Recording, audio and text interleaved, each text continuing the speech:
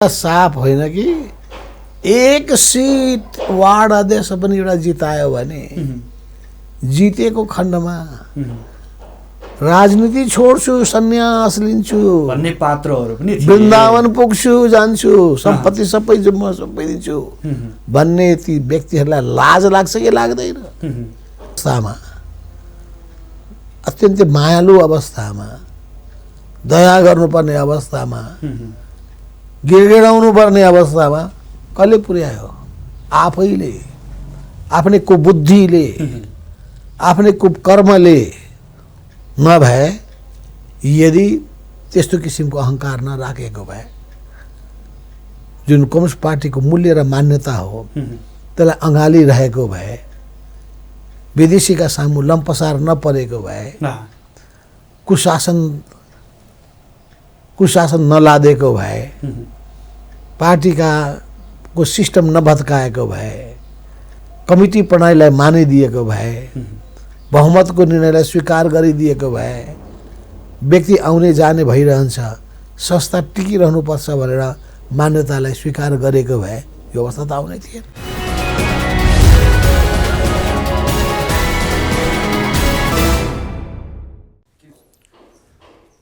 दर्शकबिन नमस्कार। आजको सन्दर्भ कार्यक्रम अन्तर्गत स्थानीय निर्वाचन विशेष 2079 यहाँहरूलाई हार्दिक स्वागत छ। म सुदर्शन आचार्य। दर्शकबिन, स्थानीय तहको निर्वाचन आउन अब केही दिन मात्रै बाँकी छ। अबको केही घण्टापछि शून्य समय सुरु हुँदैछ र शून्य समय पूर्व हामी आज पूर्व प्रधानमन्त्री एवं नेकपा एकीकृत समाजवादी पार्टीका अध्यक्ष माधव कुमार नेपाल निवास कोटेश्वर आइपुगेका छौँ। समग्रमा स्थानीय तहको निर्वाचन र निर्वाचन पूर्व राष्ट्रिय राजनीतिमा महत्त्वपूर्ण भूमिका खेल्ने एकीकृत समाजवादी पार्टीले कसरी आफ्ना एजेन्डा देशभर प्रस्तुत गर्यो, समग्रमा गठबन्धनसँग सँगसँगै हातेमालो गरेर अगाडि बढिरहेको समाजवादी र त्यसका अध्यक्षको देश दौडाह कस्तो रह्यो र समग्रमा अहिलेको देशको अवस्था र पार्टीको अवस्था के छ भन्ने विषयमा विषय केन्द्रित रहेर आज हामी छलफल गर्दैछौँ। आउनुहोस्, आजका अतिथि पूर्व प्रधानमन्त्री एवं नेकपा एकीकृत समाजवादी पार्टीका अध्यक्ष माधव कुमार नेपाललाई स्वागत गरौँ। स्वागत छ यहाँलाई माउन्टेन टेलिभिजन। धन्यवाद छ यहाँलाई। निकै दौडधुप गर्नुभएको छ, आराम त हुनुहुन्छ नि?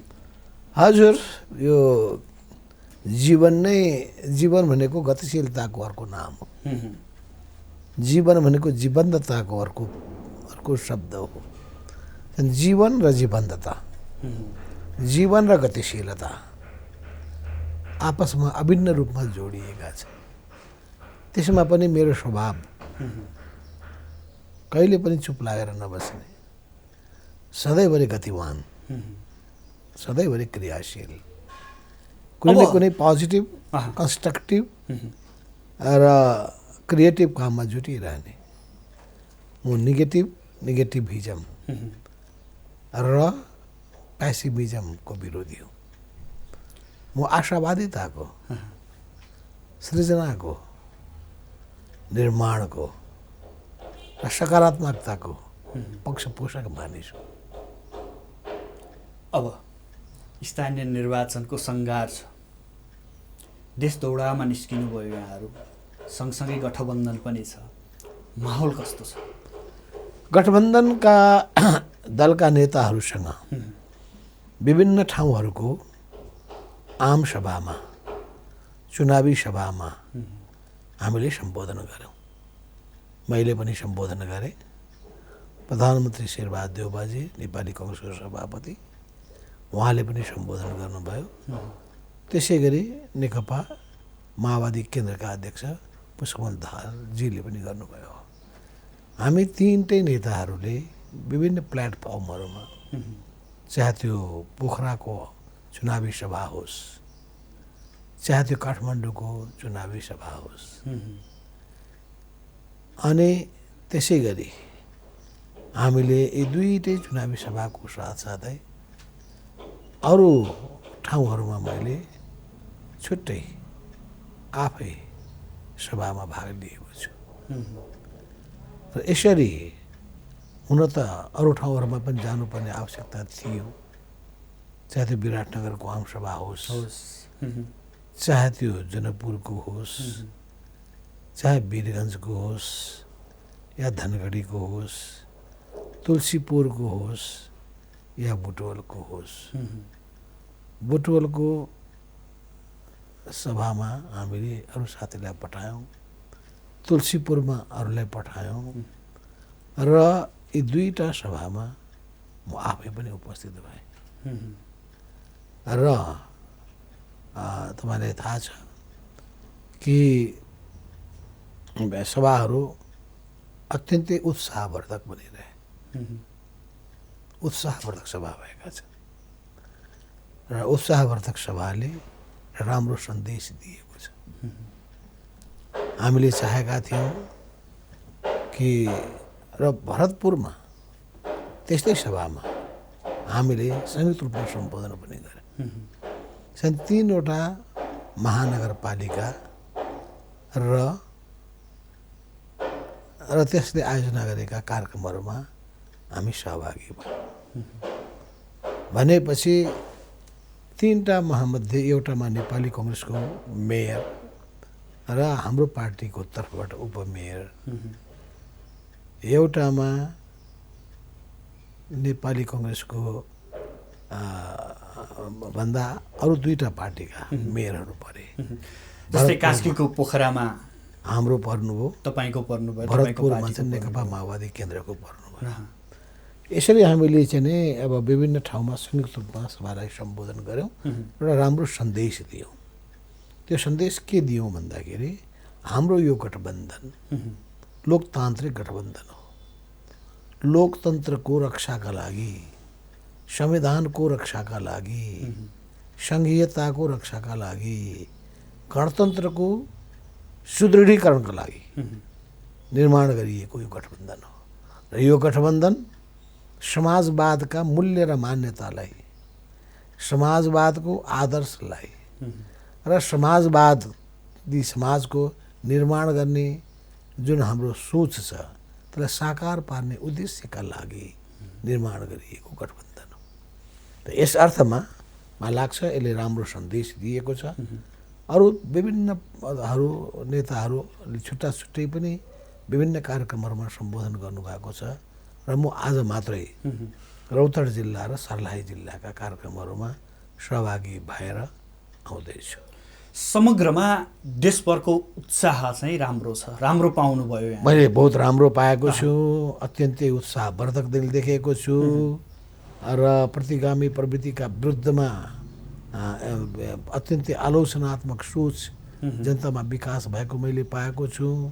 तर जनतालाई भ्रमित पार्नका लागि खास गरिकन आचार संहिता विपरीत पैसाको खोलो र भोज भतेर लगाउने एउटा प्रवृत्ति पनि भएको गम्भीर गुनासो सुनेको छु। त्यो प्रवृत्ति पनि यहाँले सुन्नुभयो? मैले सुने पैसाको मुठो बोकेर गए। यो 21औं शताब्दीको समय, अहिलेको यो समयमा पनि यस्तो किसिमका गतिविधि यहाँले कसरी भइरहेछ? 21औं शताब्दीमा यो व्यक्तिवादले यति टाउको उठाइरहेको छ कि पार्टीभित्र विद्रोहको आवाज उठाउँदै विद्रोही उम्मेदवारहरू पनि देखा परेका छन् र मान्छेलाई विकृत बनाउनका लागि। र त्यसको अग्र पङ्क्तिमा मैले सुनेछु नेकपा एमाले छ। पैसा लुटेर जम्मा गरेको पैसा यस्तैको कार्यका लागि नै खर्च गरिँदैछ। प्रमाणसहित बोल्दै हुनुहुन्छ आज? प्रमाणसहित प्रमाण देखाउनु पर्यो कि मान्छे उभ्याइदिनु पर्यो? मान्छे उभ्याउने हो मान्छे उभ्याउन सकिन्छ। आज पनि निर्वाचन आयोगले आज राति मात्रै प्रहरीको राम्रो परिचालन र निर्वाचन आचार संहिताको कडाइका साथ पालन गर्ने कुरा गर्ने हो भने पैसा बाँडिरहेको मुठा फेला पर्नेछ। त्यो भोज भतेर भइरहेको त यहाँहरूलाई पनि लाग्ला नि भने? हामी त त्यस्तो गर्दैनौँ, कसैले पनि लगाउन आँटै गरेका छैन। पैसा छैन तपाईँहरू? त्यही भन्दा होलान्। पैसा पनि छैन र माधव नेपाल पैसाको चाहिँ त्यो राजनीतिमा लाग्दा पनि लाग्दैन त्यो पनि भन्छ। अब समग्रमा माहौलको बारेमा हामी कुराकानी गऱ्यौँ। यहाँले समग्रमा हाम्रो राम्रो छ यानि कि गठबन्धन सफल रूपमा अब अवतरण गर्दैछ। हजुर, गठबन्धनले एउटा राम्रो सन्देश दिएको छ। गठबन्धनले माथिल्लो तहमा केही गठबन्धन त बनायो, यसले तल पनि वडामा पनि गर्न सकेको भए महानगरपालिका र महानगरपालिकाको हकमा, बाँकी पनि पालिकाहरूको हकमा एउटा निश्चित मापदण्डहरू तय गरेर निश्चित आधारहरू खोजेर तथ्यहरू पत्ता लगाएर गरेको भए त यसले त धेरै राम्रो गर्ने थियो। प्रतिगामी शक्तिहरूलाई सम्पूर्ण रूपमा समाप्त पार्ने थियो। मैले यहाँलाई जोड्न त्यहीँनिर खोजेका थिएँ। समग्रमा गठबन्धन बनिसकेपछि केही असन्तुष्टका स्वरहरू पनि छन्। विशेष गरी नेपाली कङ्ग्रेसमा अलि बढी त्यो असन्तुष्टि समूहहरू देखिएको छ पछिल्लो समय। यसलाई शीर्ष तहका नेताहरूले निर्देशनात्मक रूपमा जान सक्नु भएन, त्यहाँनिर यहाँहरूले कमजोरी गर्नुभयो अथवा स्वाभाविक देख्नुहुन्छ यहाँले यो कुरालाई? नेपाली कङ्ग्रेसभित्रको आफ्नो जटिलताको कारणले गर्दाखेरि पनि हो। यसमा शेरबहादुरजी नेपाली कङ्ग्रेस सभापतिजीको अडान अलि राम्रै भएको पाइन्छ। उहाँ यस्ता कुराको विरोधी देखिनुहुन्छ, तर उहाँले सबैलाई कमान्ड गर्न सक्नुभएको अवस्था देखिएन र उहाँले रोक्न खोज्दाखेरि पनि अटेर भएको पनि पाइयो र अटेर हुनेमाथि कतिपयलाई उहाँले कारवाही गर्न उद्धत भएको पनि देखियो। तर अरू कतिपयलाई कारवाही गर्नुपर्नेमा गर्ने भनेर भनिरहनु भएको छ। त्यो गर्नुहुन्छ कि गर्नुहुन्न त्यो हामी हेर्ने पर्खिने पक्षमा छौँ। यही कुराले गर्दा समग्र गठबन्धनमा धक्का लाग्ने पो हो कि? अब यो प्रवृत्तिलाई हामीले प्रवृत्तिको रूपमा बुझ्नु पर्दछ। त्यसलाई प्रोत्साहित गर्ने होइन, निरुत्साहित गर्ने ढङ्गले अगाडि बढ्नुपर्छ। दोहोरो चालको रूपमा प्रयोग गर्ने होइन कि यसलाई चाहिँ नै अपवादको रूपमा लिनु पर्दछ। र त्यस्तो स्थिति एउटा हुन्छ, किन व्यक्तिवादी प्रवृत्तिलाई नै सबभन्दा बढी नेपाली कङ्ग्रेसले प्रोत्साहन दिइरहेछ। उसले व्यक्ति केन्द्रित भन्छ, हामी समाज केन्द्रित भन्छौँ, हामी सामूहिकता भन्छौँ, उहाँहरू व्यक्तिवादिता भन्नुहुन्छ। त त्यसले गर्दाखेरि समाजमा सबै खालका विकृतिहरू मौलाउँछ। अब म महानगरमध्ये यहाँहरूको भागमा परेको अथवा एकीकृत समाजवादी पार्टीको भागमा परेको पोखरा धनराज आचार्य कस्तो पाउनुभयो त्यहाँ पुग्दै गर्दा? मैले त्यहाँ पुग्दा कुराहरू सुन्दा र यसो बुझ्दाखेरि स्थिति राम्रो छ। गठबन्धनका घटकहरूको पनि आपसी समझदारी राम्रो भएको पाइएको छ। अझै पनि कतिपय तालमेलका समस्याहरू रहछन्, तर तालमेल मिलाउनु पर्ने चाहिँ त्यहाँनिर छ। यहाँले आफ्नो अभिव्यक्ति दिँदै गर्दा केही संशय पनि व्यक्त गर्नुभएको थियो, यो मानेमा म त्यहाँ इङ्कित हुन खोजे हो होइन। अब त्यहाँ चाहिँ सबैले साथ दिनुहोस् भनेर जुन ढङ्गले सबैका अभिव्यक्तिहरू आए राम्रो थियो। र पछि मैले सुने कि रामचन्द्र पौडेलजीको भाषण अझै क्लियर रहेको थियो। उहाँले हामी तबसम्म अरूको काममा चाहिँ हामीले फर्किनु पर्ने भएको हुनाले हामी त्यहाँबाट निस्केका थियौँ। त उहाँले पनि अझै क्लियर रूपमा नै आफ्नो कुरा राख्नुभयो भन्ने सुन्नमा आयो। जे होस्, आपसी विश्वास जित्ने पनि हो र कार्यकर्ताहरूलाई विश्वासमा कायम गर्ने कुरामा ध्यान देऊ भनेर विशेष ढङ्गले निर्देशित गर्नुपर्ने पनि हुन्छ। तपाईँ काङ्ग्रेसका कार्यकर्तासँग त्यति धेरै ढुक्क हुनुभएको छैन अझै? होइन, काङ्ग्रेस यहाँको अभिव्यक्ति सुन्दा कता कता त्यो भान हुन्छ। त्यो त छैन। काङ्ग्रेस मात्रै होइन, काङ्ग्रेस होस् कि नेकपा माओवादी केन्द्र होस् कि एकीकृत समाजवादी होस् कि जनता समाजवादी होस् कि राष्ट्रिय जनमोर्चा, किनभने अलग अलग पार्टीहरूका कार्यक्रमका बेग्ला बेग्लै धारणा भएको हुनाले संयुक्त रूपमा सहकार्य गर्ने बानी अझै विकसित नभइसकेको हुनाले, संस्कार र संस्कृति अझै नहुर्किसकेको हुनाले केही समस्याहरू पर्न सक्लान्। एक दोस्रो, मतदान गर्दाखेरि अलग अलग चिन्हमा मतदान गर्दाखेरि कतिपय समस्याहरू आउने हुन् कि मतदाता शिक्षाको काम अझै राम्ररी भएको छैन कि भन्ने पनि एउटाको कुराहरू पनि देखा परेको छ। त जेसुकै भए पनि अब समय 2-3 दिन बाँकी छ अझै पनि। हुन त अब मतदाताको बिचमा जाँदाखेरि चाहिँ प्रचारात्मक रूपमा जान पाइँदैन। तर यसका बावजुद पनि विभिन्न तरिकाहरू अपनाएर अहिलेसम्म गइसक्नु पनि भएको होला। मतदातालाई मतदान केन्द्रसम्म पुर्याउने र मतदान गर्दाखेरि कुन कुन चिन्हमा कसरी मत खसाल्नुपर्छ भन्ने प्रत्येक वार्ड वाइज बताउने कामहरूमा जुट्नुपर्ने आवश्यकता छ र सबैले आफ्नो आफ्नो विश्वसनीयता यही सहकारीको दौरानमा देखाउनु पर्ने खाँचो छ। तपाईहरु जति पनि चुनावी सभाहरूमा भाग लिनुभयो नि, त्यो चुनावी सभाबाट तपाईहरुले दिएका अभिव्यक्तिलाई लिएर प्रमुख प्रतिपक्षी एमालेले के भनेको छ भने यिनीहरूले धम्काएर भोट माग्दैछन्, यिनीहरूले तर्साएर भोट माग्दैछन्, सत्ताको आड देखाएर भोट माग्दैछन् भन्ने यहाँहरूमाथि आरोप लागेको छ। त्यो आरोपमा कुनै पनि दम छैन। किन सत्तामा बसेका प्रधानमन्त्रीजीले कहिले त्यस्तो चाहिँ शब्द प्रयोग गरेको पाइँदैन।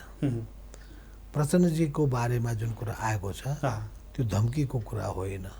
प्रचण्डजीले चितवनमा जुन शब्द बोल्नुभयो त्यो पनि धम्कीको रूपमा होइन कि उहाँले गठबन्धन दलका देश दुर्घटनामा जाने कुरा त स्वाभाविक हो नि।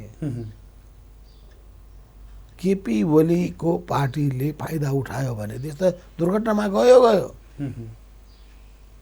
भुक्तमान सबै जनताले, किन भ्रष्टाचार त चुलिन्छ नै, रोक्नै सक्नुहुन्न। देशलाई लुट्ने काम त हुन्छ नै। त्यो अवस्था हुन्छ र लुटको अर्को नाम केपी ओली, भ्रष्टाचारको अर्को स्वरूप केपी ओली। सारा चाहिँ के कुनै छुपेको छ, लुकेको छ। ओम्नी प्रकरणदेखि लिएर यतिका स्क्यान्डलदेखि लिएर अनि त्यसपछि चाहिँ सबै काम सम्पन्न हुँदै चाहिँ सम्पन्न भएको उद्घाटन गर्दै हिँड्ने कुरादेखि लिएर अनि कुनै वर्कआउट हुँदै नभएको अवस्थामा शिलान्यास गर्दै हिँड्ने कुराले के बताउँछ कि त्यतिकै शिलान्यास गरेर नाम चम्काउनलाई मात्रै होइन, नाम दाम दुईटैको लागि हो। उसो भए एमालेले लगाउने, यहाँहरूमाथि लगाउने आरोप मिथ्या हो भन्दा हुन्छ, आम जनताले त्यसरी बुझ्दा हुन्छ। मिथ्या। हामी धम्कीमा विश्वास गर्दैनौँ। धम्कीमा त त्यसले विश्वास गर्छ जसले सत्ताको दुरुपयोग गर्छ, सत्ताको जसमा मात लागेको हुन्छ। अहिले सत्तामा यहाँहरू हुनुहुन्छ नि, हामीमा मात लागेको छैन। किन हामीमा त्यस्तो सत्ताको दम्भ पनि छैन, अहङ्कार पनि छैन। अहिले सत्ताबाट फालिँदा त अहङ्कार देखिन्छ भनेपछि सत्तामा हुँदाखेरि छोइसक्नु थियो। फेरि त्यसो भन्दा यहाँहरूलाई के भन्दैलान् भने यिनीहरू सत्ता प्राप्तिका लागि पार्टी विभाजन गरेका हुन् भन्ने आरोप लगाउने। सत्ताको केही कारणले त देशमा चाहिँ ठुल्ठुला क्रान्ति भएन। राम्रो सत्ताका लागि हामी लड्ने, कुसत्ताको बिचमा लड्ने होइन र। आरोप त यहाँहरूलाई लाग्यो हो नि, यो पनि होइन। त्यसमा कुनै दमै छैन, कसैले पत्याउँदैन। के बुझिरहेको छ भन्दाखेरि मुख्य ध्येय होइन, विभाजन होइन। विभाजन त केपी ओलीले गरेका हुन्। जम्मा 30% झरेका मान्छे, केन्द्रीय कमिटीको 70% हामीसँग थियो। तर त्यो समूह ल्याउन सक्नु भएन। होइन होइन, समूह त नल्याएको होइन। निर्वाचन आयोगले जुन ढङ्गले गलत त्यसलाई अर्मले आएर अल्झाएर फैसलै नगरेर जुन थन्क्याइदिने काम गर्यो र केपी ओलीलाई फाइदा हुने काम हो, त्यसले गर्दाखेरि अनि सर्वोच्च अदालतबाट चाहिँ हुँदै नहुनु नपर्ने फैसला गराएर पार्टी फुटाइदिने काम कसले गरेको? केपी ओलीले गरेको। परमादेशी सरकार होइन यहाँहरूको? परमादेशी होइन, त्यो त हो सही गरेर दिएको। के को परमादेशी? हस्ताक्षर साक्षी छ। के को परमादेशी? हस्ताक्षर देखाएपछि राष्ट्रपतिले गर्नुपर्ने थियो, त्यो आफै प्रधानमन्त्रीलाई शपथ ग्रहण गराउनु पर्थ्यो। हस्ताक्षर गरिरहेको छ मान्छे उभिएर आएर स्वयं उपस्थित भएर, अनि त्यो पनि हुँदैन। कस्तो किसिमको त्यो राजनीति हो? जब बहुमत जनताले, बहुमत जनप्रतिनिधिले हस्ताक्षर गरेर उपस्थित भएर भन्दैछ कि हामीलाई फलानो प्रधानमन्त्री चाहियो, संविधानको फलानो प्रावधानको आधारमा कसैको बहुमत नभएको अवस्थामा भनेको छ भने खुरुक्क शपथ ग्रहण गर्नुपर्ने होइन? अन्त त्यसलाई परमादेशी भन्ने? अदालतले सही निर्णय गरेको बेलामा अदालतलाई हामीले शाबास दिनुपर्नेमा अदालतमाथि आरोप लगाउने। चुनावी नारै त्यही छ भने अहिले त त्यो नारालाई कसैले पत्याएकै छैन। पत्या छैन। कसैले एमालेको पछाडि पनि त जनता छ नि भने। अरे 2-4 जना तपाईँ आफै बनाएको सङ्गठन हो, तपाईँ नेतृत्व गरेको सङ्गठन हो। अनि त्यो राप्रपाको राजाको पछि छैनन्। अहिले पनि राणा निस्कियो भने राणाको पछि पनि मान्छे जान्छन् जहाँ गइहाल्छ नि। ल भन्नुहोस् एउटा राणाको स्वरूप बनाएर म आएँ जङ्गबहादुर राणा भन्नुहोस् त, 100 जना मान्छे आउँदैन पछि पछि। उसो भए एमाले पछि देखिएका ती जनता कार्यकर्ताहरू को हुन् त? उसो भए कतिपय भ्रममा परेका, भुलभुलैयामा परेका, कतिपयहरू अझै पनि सुध्रिन्छ कि भने ठानेर बसिरहेका त्यो लाखौँ कार्यकर्ता मान्छे के गर्नुहुन्छ तपाईँ? हिटलरको पछि लागेको मान्छे के थियो? हिटलरको पछि लागेको मान्छे के थियो? त्यो लगाउँछ नि त। के थियो? रावणको पछि लागेको मान्छे के थियो? लगाउँछ नि त। कंसको पछि लागेको को थियो? त्यो लगाउँछ नि त। भनेपछि तानाशाहका पछि पनि लाग्छन्, तर दानवका पछि पनि लाग्छन्, राक्षसका पछि पनि लाग्छन्, त्यसै गरी देवताको पछि पनि लाग्छन्, मानवको पछि पनि लाग्छन्, असलका पछि पनि लाग्छन्। स्वाभाविक हो। अनि त्यही तपाईँ त थाहा छ कि छैन? कौरव र पाण्डवको युद्धमा लागेका थिए कौरवको पछि एकजना चाहिँ कृष्ण यता लागे, बाँकी त सबै लागे उता। सहस्र के भन्छन् सेनाहरू त उतै लागे त। त्यो लागेर हुँदैन। सत्यको पक्षमा को, न्यायको पक्षमा को, जनताप्रति इमान्दारितासाथ लाग्ने को, देशलाई माया गर्ने को, विदेशीको दलाली गर्ने को। तर त्यही शक्तिलाई पराजय गर्नको लागि यहाँहरूले गठबन्धन बनाउनु भएको छ। अवश्य अवश्य त्यही शक्तिलाई छाड्नु पर्यो, त्यो कुपात्रलाई परास्त गर्नु पर्यो। बोलियो छ र त यहाँहरू लाग्नु भएको छ। कमजोरका पछाडि को लाग्छ र भने त्यही त भनेको छु मैले। कंस बलियो हो कि होइन एक समयमा? रावण बलियो हो कि होइन एक समयमा? अनि हिटलर बलियो हो कि होइन एक समयमा? अनि फिलिपिन्सको मार्कोस बलियो हो कि होइन एक समयमा? तानाशाहहरू बलिया नै हुन्छन् जबसम्म जनता जाग्दैनन्। जनतामा चेतना जगाउने, जनतामा एकताबद्ध बनाउने। उसो भए स्थानीय तहको निर्वाचनमा जनता जागेकै छन्? उसो भए अवश्य जागिरहेका छन्। यो क्रम जारी छ। आधार बताइदिनुहोस् त। किनभने हामीहरू संविधानको प्रावधानको विपरीत गएर दुई पटक प्रदेशमा विघटन गर्ने को? विघटन गर्ने को? कि यो संविधानले त्यो अधिकार दिएको छ? त्यस्तो प्रधानमन्त्रीलाई संसद विघटन गर्ने?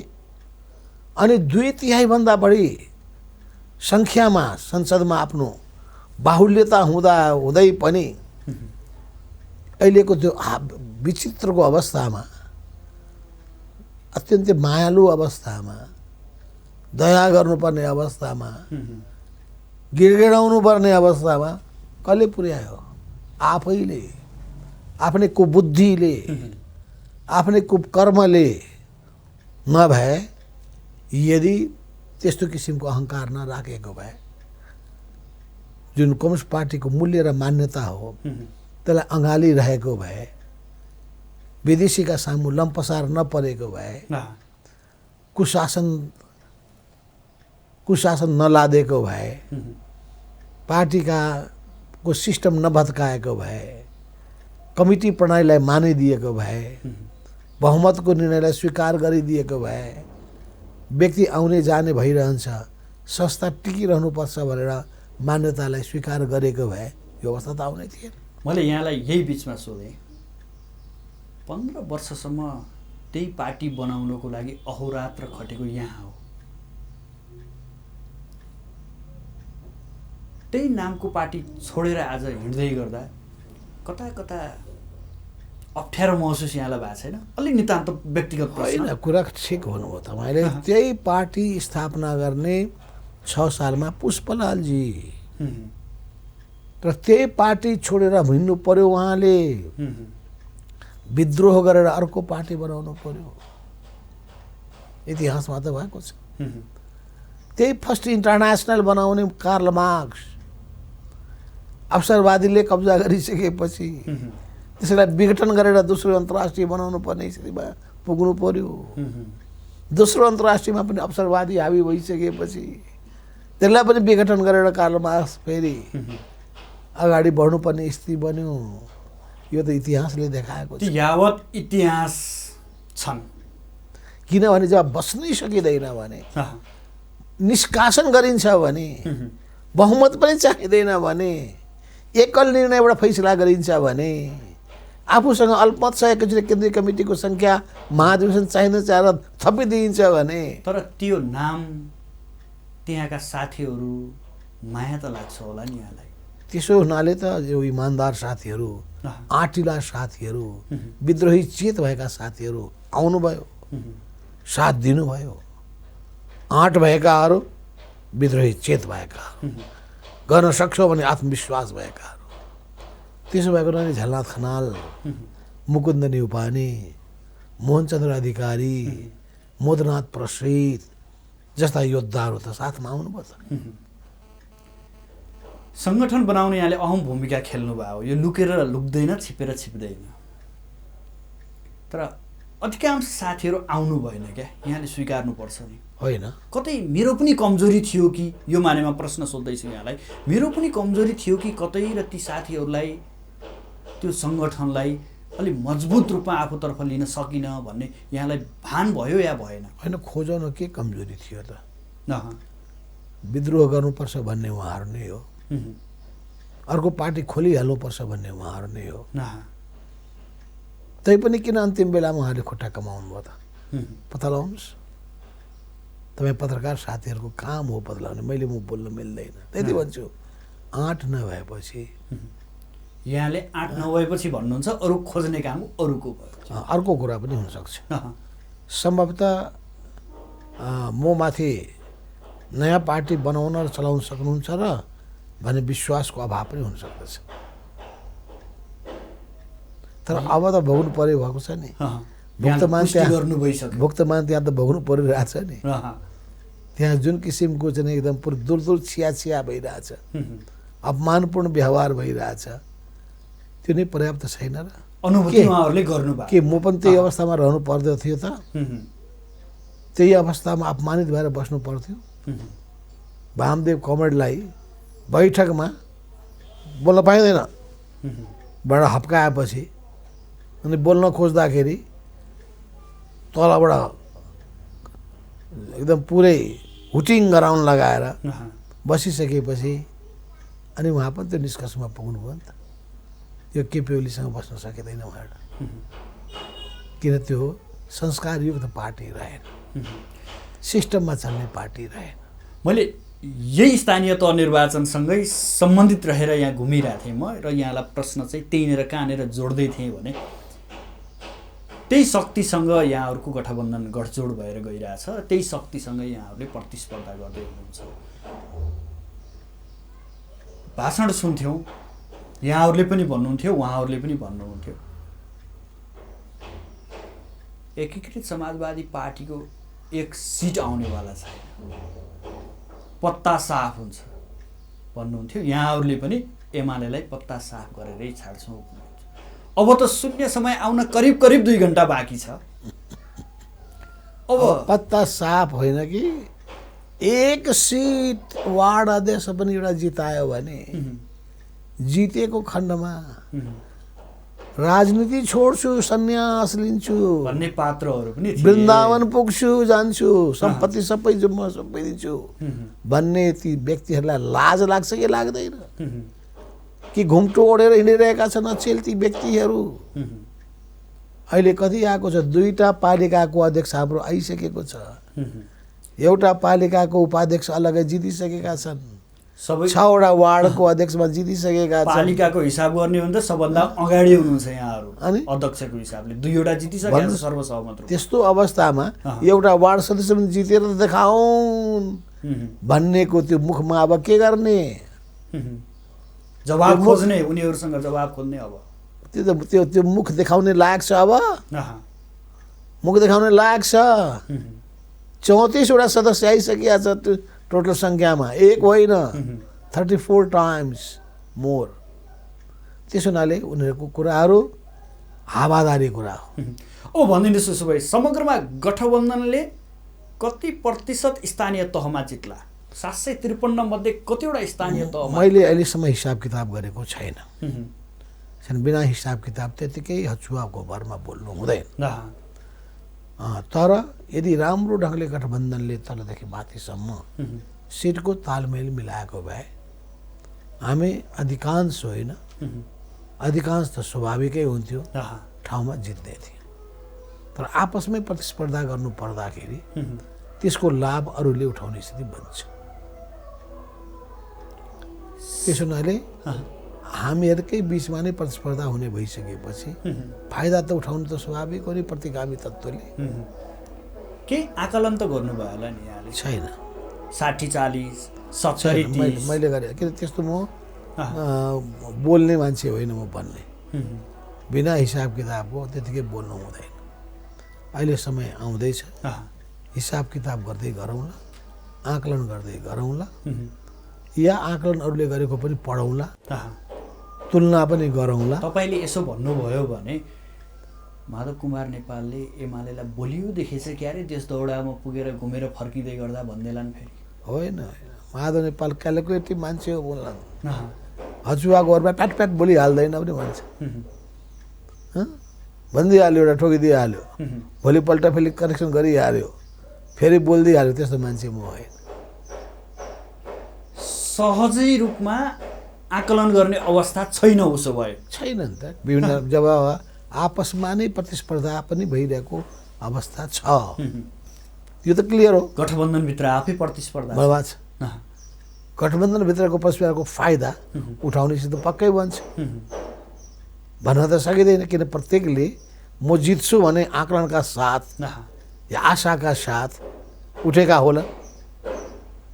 डर चाहिँ यहाँ होला त्यहाँनिर स्वाभाविक हुन्छ, स्वाभाविक हुन्छ, त्यो कुनै अस्वाभाविक कुरा भएन। कङ्ग्रेसले धोका दिँदैछ उसो भए, अथवा यहाँहरूले कङ्ग्रेसमाथि विश्वास गरिसक्नु भएको छैन? जे भए पनि गठबन्धनको अझै संस्कार, अझै संस्कृति स्थापित हुन बाँकी छ र हामीले सिस्टम बसाल्न बाँकी छ। यो सुरुवात हो, यो क्रम अगाडि बढ्नुपर्छ भनेर नै आजै पनि हामी एउटा वक्तव्य जारी गर्दैछौँ। अब यो गठबन्धन कसैले भन्छन् यिनीहरू सत्ता प्राप्ति, पद र प्रतिष्ठाका लागि मात्रै गर्दैछन्। माओवादी केन्द्रका अध्यक्षले भन्नुभयो रेणु दाहाललाई जिताउनु भयो भने 20औं वर्षसम्म पनि यो गठबन्धन रहन सक्छ भन्दै गर्दा माधव कुमार नेपालको नजरमा यो गठबन्धन कहिलेसम्म कसरी अगाडि बढ्छ? अब गठबन्धन अब नेपालको संविधानमा जस्तो किसिमको प्रावधान छ त्यसलाई हेर्दाखेरि कुनै पनि एउटा पार्टीले बहुमत ल्याउने अवस्था छैन। त्यत्रो व्यापक रूपमा जनताको समर्थन पाइरहेको बेलामा नेकपा एमाले पनि बहुमत ल्याउन सकेन। सबैभन्दा बढी ल्याउँदै पनि जम्मा 121 मात्रै ल्यायो। 136 ल्याएको भए 138 ल्याएको भए बल्ल बहुमत हुन्थ्यो। भनेपछि 21 र 38 भनेको 17 मत, अझै पनि 17 त अझै पनि कमी भयो। अब विचार गर्नुहोस् कि अहिलेको अवस्थामा कुनै पनि पार्टीले त्यो उछिन्न सक्ला? त्यो बेलामा त समानुपातिको पनि एउटा स्थिति थियो होला। अब त्यो पनि अब खस्किने भयो पनि त क्लियरै छ। यो संसदीय व्यवस्था यस्तै छ। संसदीय व्यवस्था यस्तो होइन, हामीले ल्याएको व्यवस्था, हामीले समावेशी बनाउन खोजेको यो व्यवस्था। संसारका कुनै पनि व्यवस्था पर्फेक्ट छैन। यो भ्रमबाट मुक्त हुनुहोस् कि फलानो ठाउँको व्यवस्था पर्फेक्ट छ, कुनै देशका छैन। Nothing is perfect. यो निरन्तर पर्फेक्सनको दिशामा अगाडि बढिरहेको छ र अनुभवबाट नै तपाईँले राष्ट्रपति र प्रधानमन्त्री, राष्ट्रपति प्रणाली बसाल्नुभयो, त्यसले समस्या खडा गर्यो। सिधै प्रत्यक्ष निर्वाचित प्रधानमन्त्री सिस्टम बसाल्नु भयो, त्यसले पनि समस्या खडा गर्यो। संसदीय परिपाटीबाट प्रधानमन्त्री ल्याउने सिस्टम बसाल्नु भयो, त्यसले पनि समस्या खडा गर्यो। अनि मिश्रित प्रणाली ल्याउनु भयो, त्यसले पनि समस्या खडा गर्यो। त्यसो हुनाले अब मानिस नै जब मिश्रित छन् भने, मान्छेका नेचरहरू नै फरक फरक छन् भने, अनि विचारहरूमै पनि भिन्नताहरू छन् भने, त्यसको आधारमा बनेका पार्टीहरू त थुप्रै हुने नै भइहाल्यो। त्यसो भए विद्यमान अवस्थामा कसैले एकल रूपमा बहुमत ल्याउने सम्भावना छैन, यसकारण पनि गठबन्धन आवश्यक छ। त्यस हुनाले के बताइरहेछ भने मिलेर सरकार चलाऊ, मिलेर देश बनाऊ। मिल्दाखेरि राजनीतिक रूपमा मत पनि मिला भन्ने पनि छ, सामाजिक रूपमा पनि मिलाऊ भन्ने पनि छ। किन सामाजिक रूपमा मिलाऊ भनेको समावेशिताको सिद्धान्तलाई पालन गर भनेको। यहाँ दलित पनि छन् है ख्याल गर, यहाँ जनजातिहरू पनि छन् है ख्याल गर, यहाँ मुस्लिमहरू पनि छन्, थारूहरू पनि छन् भन्ने ख्याल गर, मधेसी समुदाय पनि छन् भन्ने ख्याल गर, त्यसबाहेक आर्यहरू पनि छन् भन्ने ख्याल गर। विभिन्न समुदायका मान्छेको चर्चा गर्दाखेरि अर्को पनि चर्चा गर्नुपर्ने जरुरी भइसकेको छ। त्यो भनेको गरिब विपन्नहरू, सर्वहारा श्रमजीवीहरू पनि छन्, त्यो पनि ख्याल गर। त्यसो भयो भने त्यो समुदायका मान्छेहरू पनि माथि उठ्यो भने त्यो समुदायको उत्थान हुन सक्छ। उसो भए यो गठबन्धन अलि केही समय लामो जान्छ। गठबन्धन नेपालको संविधानले नै गठबन्धनको कल्चरको दिशा बोध गरेको छ। त्यसलाई ध्यानमा राखेर हामीले गठबन्धनको राम्रो संस्कार संस्कृति बसाल्नु जरुरी छ। अब अर्को कुरा यहाँलाई अलि धेरै किन यो जरुरी छ भन्दाखेरि कि कोही भन्दा कोही कम छैनन्, अनुभव सिद्ध मान्छेहरू छन्। कोही भन्दा कोही कम छैनन्, आन्दोलनमा खारेर आएका मानिसहरू छन्। कोही भन्दा कोही कम छैनन्, कहिले पहिलो पार्टी भएको छ, कहिले दोस्रो पार्टी भएको छ। पहिलो पार्टीको पनि अनुभव छ, दोस्रो पार्टीको पनि अनुभव छ। सानो गठबन्धन पनि चलाएको छ, बृहत गठबन्धन पनि चलाएको छ, दुई पार्टीको पनि सरकार चलाएको छ, 24-22वटा पार्टीको सरकार त मैले चलाएको छु। त्यसो हुनाले अनुभवहरू पनि विविधहरू छन्। त्यसो हुनाले चाहिँ अनेक जटिलताको पनि सामना गरेको छ, ठुल्ठुला शक्तिहरूसँग डिल गरेको छ। यो सबै चिजलाई हेक्का राखियोस्।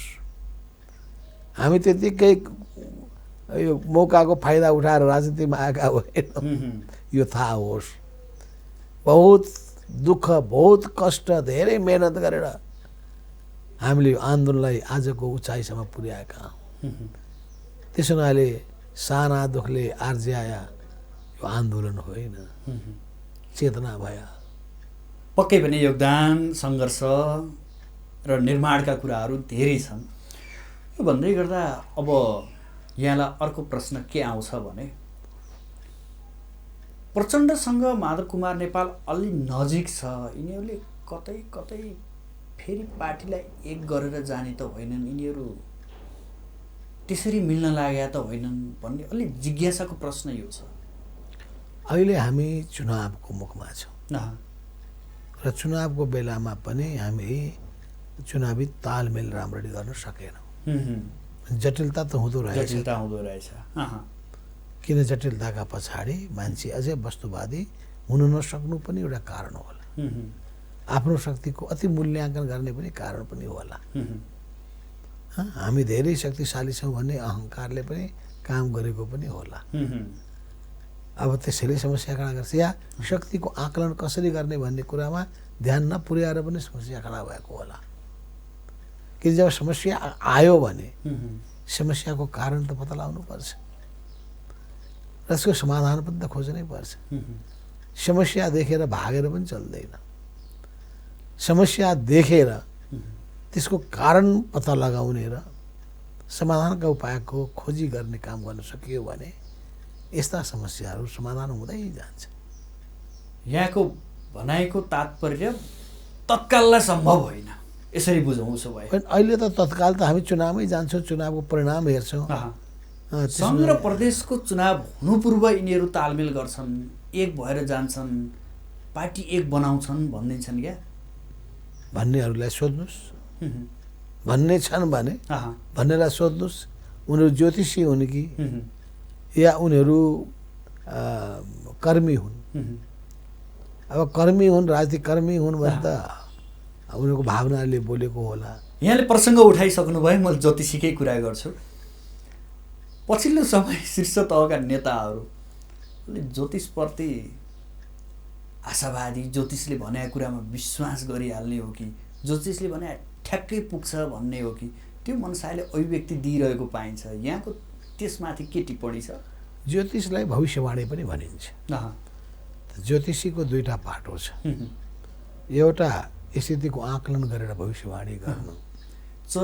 वैशाखको 30 गते गठबन्धनलाई सबैभन्दा ठुलो खड्को छ, हामीले सुनेका शब्द हो र? मैले त सुनेको थिइनँ, बल्ल थाहा पाएँ मैले। अँ, खड्को छ।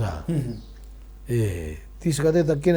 शेरबहादुर त हिसाब किताब गर्ने मान्छे हो, अँ, ज्योतिषीले देखाउने मान्छे हो। हुँ, 30 गते किन रोज्नुभयो त उहाँले? खड्को थाहा पाउँदा पाउँदै पनि त रोज्नु भएको पक्कै होइन होला। पक्कै पनि शेरबहादुर देउवाले ज्योतिषीलाई देखाउनु भयो होला। भयो होला, किन उहाँलाई ज्योतिषीमाथि सबभन्दा बढी विश्वास छ। उहाँ आफै भन्ने पनि गर्नुहुन्छ, ज्योतिषीले मलाई यतिचोटि प्रधानमन्त्री बन्छौ भनेको छ। त त्यसो भए हुनाले उहाँले के सोचेर 30 गते गर्नुभएको उहाँलाई सोद्धा थाहा हुनसक्छ। मलाई त थाहा छैन। यहाँलाई थाहा छैन को बोल्यो भन्ने कुरा, यहाँलाई थाहा छैन? थाहा छैन। अब हामी लगभग अन्ततिर पनि छौँ।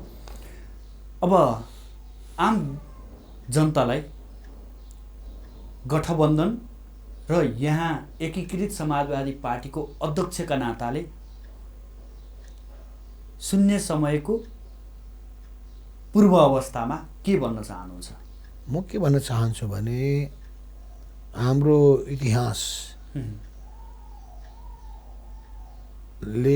सबै कुरालाई क्लियर गरिसकेको छ। हामी इमान्दारितामा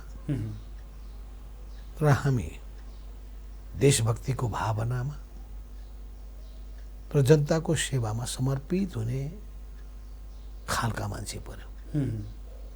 त्यही उद्देश्यलाई पुरा गर्नको लागि नेपाल कम्युनिस्ट पार्टी एकीकृत समाजवादीको निर्माण गर्यो।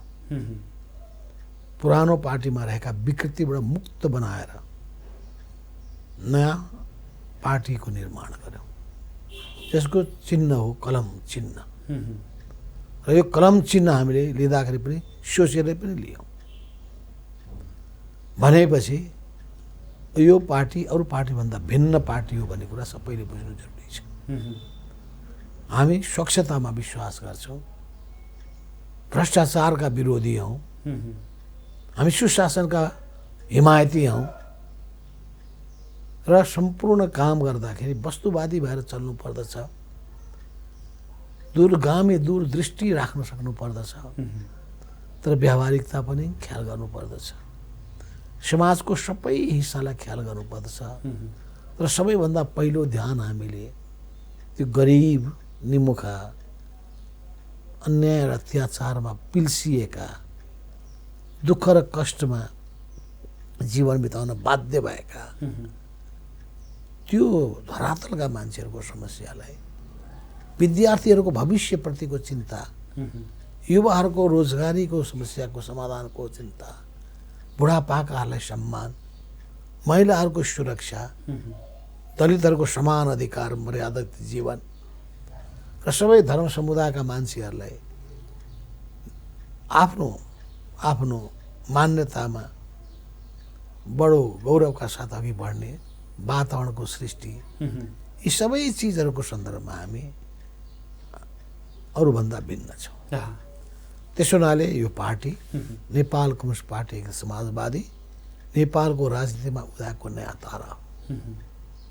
त्यो पुरानो पार्टी एमाले एउटा विद्रोह गरेर, विद्रोहको न्यायोचित आवाज बुलन्द गरेर न्यायको पक्षमा, समानताको पक्षमा र विकासलाई गति दिने कुराको पक्षमा र विकासको निम्ति नेपालको समग्र अर्थतन्त्रको अध्ययन गरेर, नेपाली समाजका सबै पक्षहरूको अध्ययन गरेर कुन चिजलाई कति प्राथमिकता दिनुपर्ने हो, कति वर्षमा नेपालको काया पलट गर्न सकिने हो, त्यो गर्दै देश नेपाली जनतालाई समृद्धि जीवन, समृद्धको जीवन जसले प्रत्येक परिवार सुखी हुन सकुन् र सबै सिङ्गो समाज प्रेम र सद्भावको परिवेशमा बाँच्न सकुन्, यो मान्यताका साथमा अगाडि बढेको यो पार्टी नेपालको 5000 वर्षको पुरानो गौरवशाली इतिहासलाई जोगाउन चाहने, नेपालको आफ्नोपनको पहिचानलाई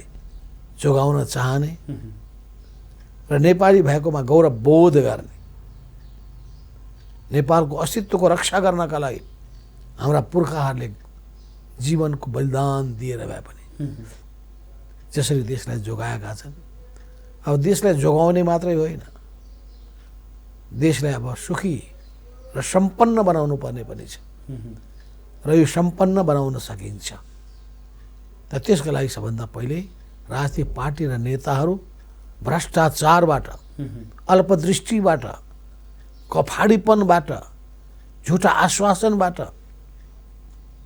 र सबै खालका विकृतिहरूबाट मुक्त हुन सक्नुपर्छ र हामीले राम्रो संस्कार र राम्रो संस्कृति बसाल्न सक्नुपर्छ। नयाँ पुस्तालाई नयाँ संस्कार दिनुपर्छ, इमान्दारिता र कर्तव्यनिष्ठ समर्पणको। स्थानीय चुनाव लक्षित यहाँको केही अभिव्यक्ति? त्यसो हुनाले यो स्थानीय चुनावमा यस्तै व्यक्तिहरूलाई तपाईँले जो क्रम चिन्ह लिएर अगाडि बढेका छन् जिताउनु भयो भने अनि हामी तिनीहरूलाई त्यही दिशामा अघि बढ्नका लागि निर्देशित गरिरहेका छौँ, त्यही वातावरणमा हामीले अगाडि बढाइरहेका छौँ र तिनै हाम्रा जनप्रतिनिधिहरू तपाईँका सच्चा हिमायती, सच्चा सेवकको रूपमा भूमिका खेल्न सक्छन्। त्यसो हुनाले गठबन्धनको उम्मेदवारलाई पहिलो जिताउनु भयो भने संविधान जोगियो, गणतन्त्र जोगियो, समावेशी राजनीति जोगियो र देश फेरि अस्थिरताको भुमरीबाट र फेरि प्रतिगामीहरूको चङ्गुलबाट पर्नबाट जोगाउन सकिन्छ। त्यसो हुनाले पहिलो कुरो गठबन्धनका उम्मेदवारहरू जो महानगरपालिकाको 6वटा महानगरपालिकाको मेयर उपमेयरमा सहमति भइसकेको छ र त्यसै गरी उपमहानगरपालिकाहरूमध्ये 11वटा उपमहानगरपालिकामा सहमति भइसकेको छ र त्यो सहमति भएका मध्ये हाम्रो पार्टीबाट काठमाडौँको नेपाली कङ्ग्रेसको मेयर र हाम्रो उपमेयर, त्यसै गरी महानगरपालिकामध्ये पोखरामा हाम्रो मेयर र नेपाली कङ्ग्रेसको उपमेयर र त्यसै गरी उपमहानगरपालिकामा हेटौडामा हाम्रो मेयर र काङ्ग्रेसको उपमेयर, त्यसै गरी इटहरीको उपमहानगरपालिकामा नेपाली कङ्ग्रेसको मेयर र हाम्रो उपमेयर, तुलसीपुरमा कङ्ग्रेसको मेयर र हाम्रो उपमेयर, बुटवलमा कङ्ग्रेसको मेयर र हाम्रो उपमेयर र विभिन्न पालिकाहरूमा कतिपय वडाहरूमा सहमति भएको छ। त सहमतिका उम्मेदवारहरू, हामी समेतको सहमतिका उम्मेदवारहरूलाई भोट खसाल्नुहोस् र गठबन्धनको उम्मेदवारलाई जिताउनुहोस्। जहाँ अलग अलग गठबन्धनका उम्मेदवारहरू चुनाव लडिरहेका छन् त्यहाँ हाम्रो पार्टी नेपाल कम्युनिस्ट पार्टीको समाजवादी, जसको चुनाव चिन्ह हो कलम, त्यो उम्मेदवारलाई जिताउनु भयो भने यसले देशमा राम्रो संस्कारलाई अघि बढाउनका लागि, राम्रा मान्छेलाई अघि बढाउनका लागि हौसला दिनेछ र तपाईँको भोट खेर जाने छैन। समय दिनुभयो, आफ्नो महत्त्वपूर्ण विचार अभिव्यक्ति गरिदिनु भयो, यहाँलाई विशेष आभार। हस् त, यहाँलाई पनि धेरै धेरै धन्यवाद छ। दर्शकबिन हामीसँग हुनुहुन्थ्यो पूर्व प्रधानमन्त्री एवं नेकपा एकीकृत समाजवादी पार्टीका अध्यक्ष माधव कुमार नेपाल।